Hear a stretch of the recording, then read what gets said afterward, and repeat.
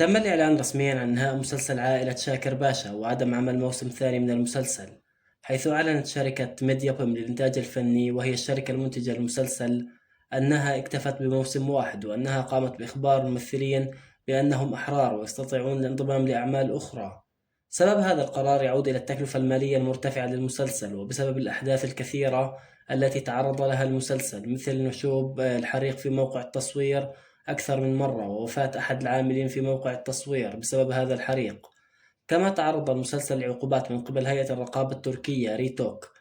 مسلسل شاكر باشا، والذي تم عرض الحلقة الأولى منه بتاريخ 15/11/2024، شارك في بطولته عدة ممثلين مثل جيميت وفرات تانيش. المسلسل الذي امتد ل15 حلقة كان يتحصل على أرقام متوسطة نسبيا بين 3 و4% في فئة المجموع، وهي نسبة متوسطة. في النهاية، شكرا لكم على حسن المتابعة، رجاء الاشتراك في القناة والإعجاب بالفيديو. السلام عليكم ورحمة الله وبركاته.